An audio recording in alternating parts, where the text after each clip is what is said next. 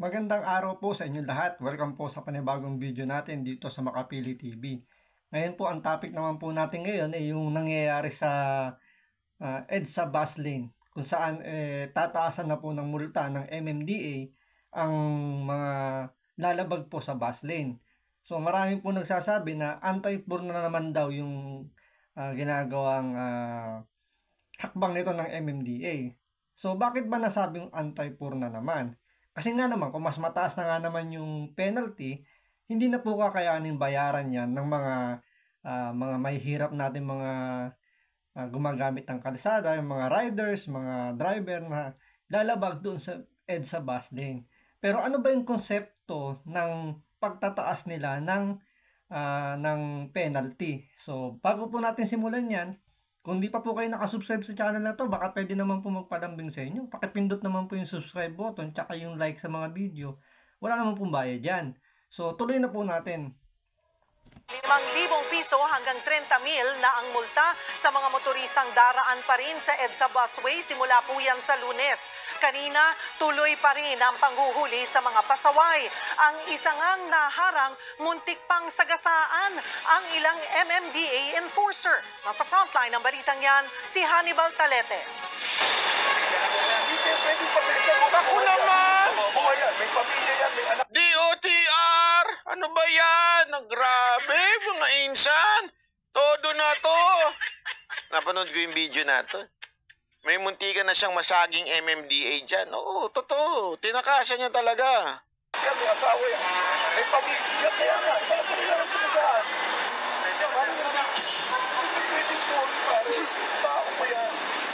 Ganito na lang ang galit ni MMDA Task Force Special Operations Head Bong Nabriha sa motoristang muntik sagasaan ng kanyang mga tauhan sa EDSA busway sa Cubao kaninang umaga.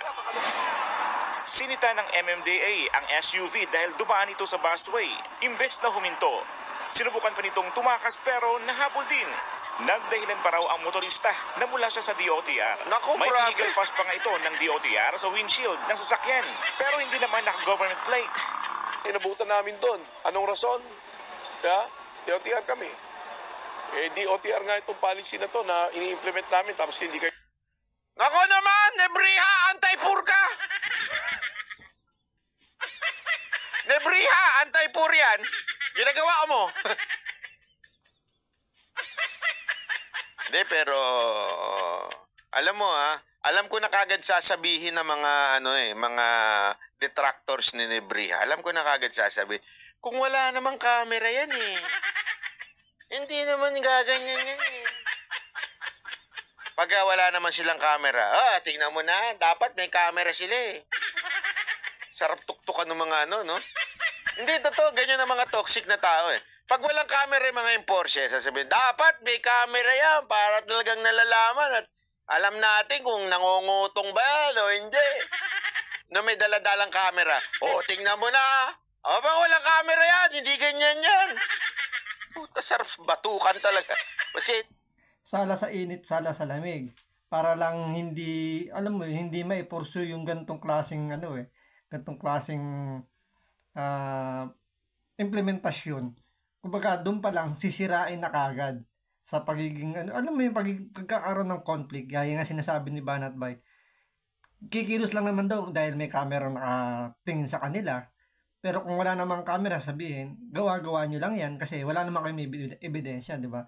Pero kung sana, ito patuloy ito ng MMDA kasi magandang ginagawa nila Talagang sobrang tigas ng ulo ng Pilipino na kailangan talagang pukpukin talaga. sana, sarap batukan ng ilang mga kababayan natin, sa pagiging toxic. Oo. Maganda siguro yung mga toxic. Pumunta na lang kayo sa kalsada. Kayo na lang mismo magbantay. Diba? Awa naman to si Nebriha. Alam mo, sa totoo lang, naawa na ako dito. Pause na Hindi ko alam kung pause siya, kaka-KTV. De, biro lang. Hindi ko alam kung bakit pause yan. Dahil pause na yan kasi grabe siguro. Sigaw na lang na sigaw yan sa kalsada. Kawawa naman yung mama na yan. Nung init-init yan. No, tapos doble naka-best. Pang init kaya yung best na ganyan. Diba? Mantakin mo, araw-araw ka, ganyan. May motor pa naman to. Sana nag-ride na lang to. Hindi, ako walang biro. Kahit noon pa, hanga na ako dito kay Nebriha. Dahil, alam mo yun, minsan medyo napupuna siya, di ba? Napupuna siya dahil sa mga ginagawa niya, pero kailangan kasi natin ng ganito eh. Dahil sa Pilipinas, maraming ganyan. Taga-LTO ako eh. Taga-LTO ko. Yung pala, nagpupunas lang dun. Nagwawalis-walis lang pala dun. May dala-dala ng LTO. Pulis ako eh, pulis. Anong pulis? Basta pulis. Pulis makatingin. Ganyan eh, di ba? Marami sa Pilipinas na ganyan. Napakaraming ganyan sa Pilipinas na siga-sigaan. Na yung tipong, tama siya eh. Kung taga-DOTR ka, ikaw nga nag-utos sa amin eh. Yung ahensya ng gobyerno nag-uutos, kami nag-i-implement lang eh. Di baguhin nyo yung batas.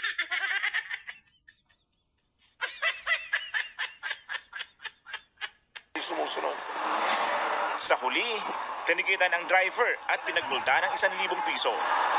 Pero sana hindi lang ticket ang ginawa eh. Dapat kinumpis kayo yung lisensya, tapos report to sa secretary o yung mas mataas sa kanya. Tapos o kaya suspendin ang timano yung lisensya nito. Nang madala kasi ito mananagasa ng enforcer, tapos sasabihin sorry lang, tapos 1,000 lang ang penalty. Kayang-kaya niyang bayaran yung 1,000 na yan, sigurado naman kaya niya ipangutang yan. Tingnan mo, bastos talaga, tumatakas ka agad eh. Alam mo, dapat, sa totoo lang, yung mga ganyan, tinatanggal yan sa DOTR eh. Kung meron man yung kontrata sa DOTR, dapat yung mga, kaya lang kasi, yung DOTR natin, walang yagballs eh. Pasensya na, pero totoo yan ha. Diba? Yung alam mo, ang problema kasi, pag yung mga boss ng mga ganyan, mga walang yagballs, hindi takot yung mga tauhan nila sa kanila. Totoo naman yan eh. Hindi takot kasi yung tao. Alam mo, kung takot ang mga tauhan mo, yung mga nasa ilalim mo, hindi gagawa ng katarantaduhan niya at ipapalandakan kung saan pa sila galing. Di ba? Hindi ho nila gagawin yan. Pero kung sila ho ay hindi takot, ipagyayabang yan. Lahat talaga. Hindi, ganito ako eh. Dinaig pa yung sekretary. Hindi rin nakalusot ang sasakyang ito ng field post na pumasok din sa busway. Kasi sir, kala ko pwede kami marked vehicle. Ako, kuya, marami naman nangyayari sa mga maling akala. Yung akala nila, girlfriend na sila kasi may message sila, sinagot sila sa messenger. Tulad yan, isa pa yan.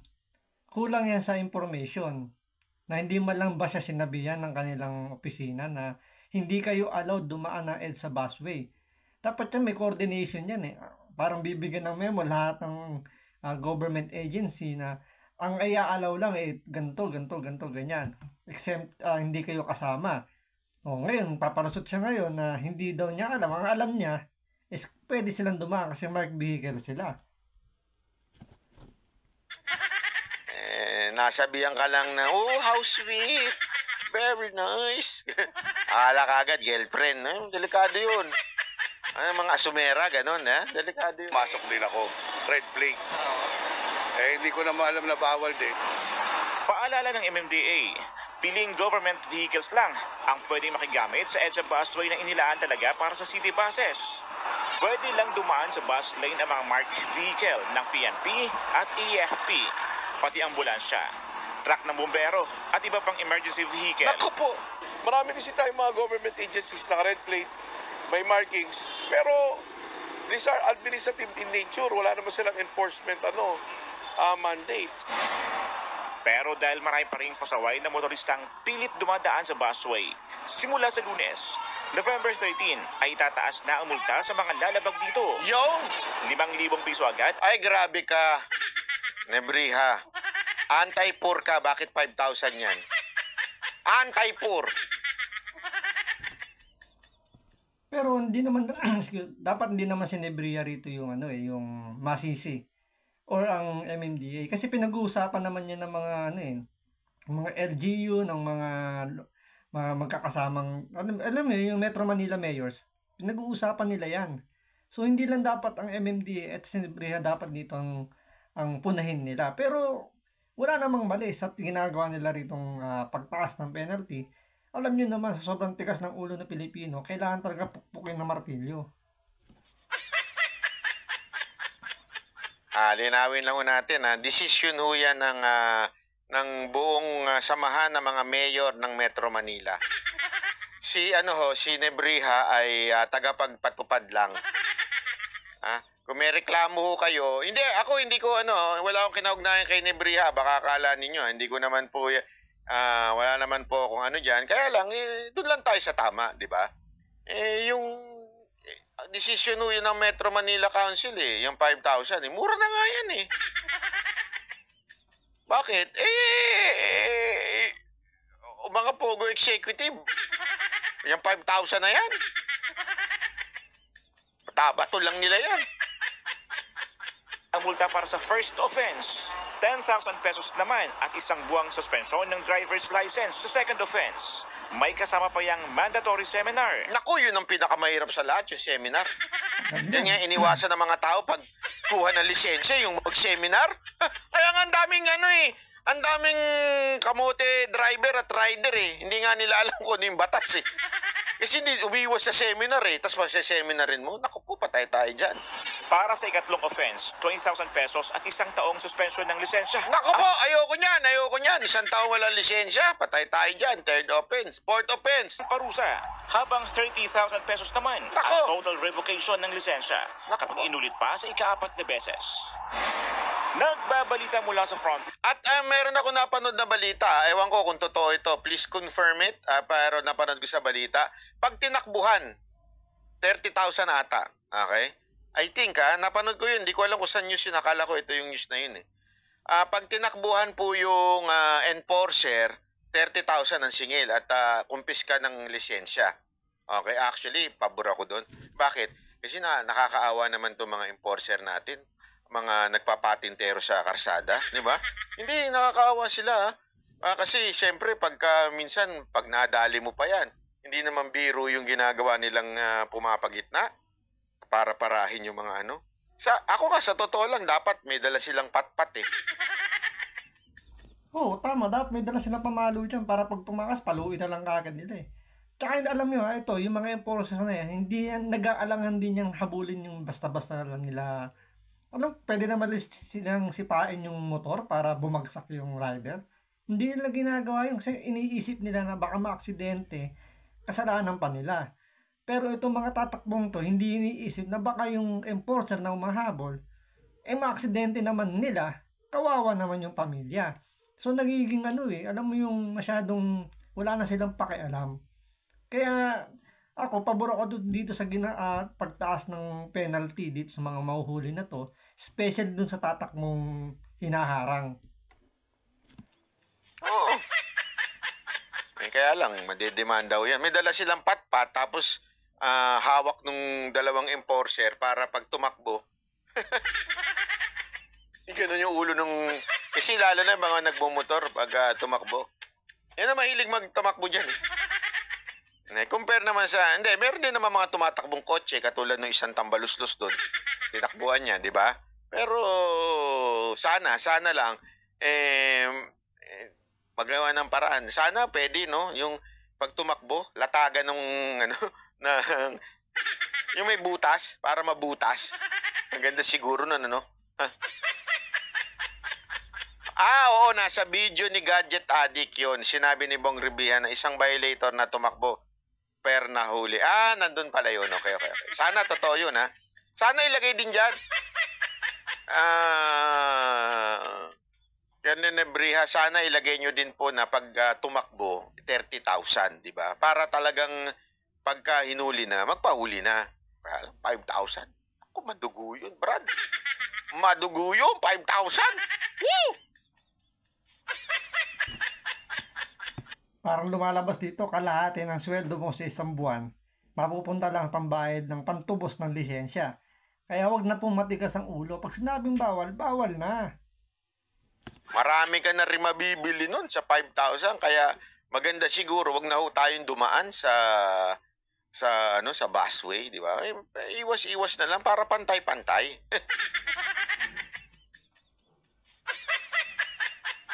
Kasi iba gusto talaga nakakalamang sa kapwa eh, di ba? Maganda, pantay-pantay.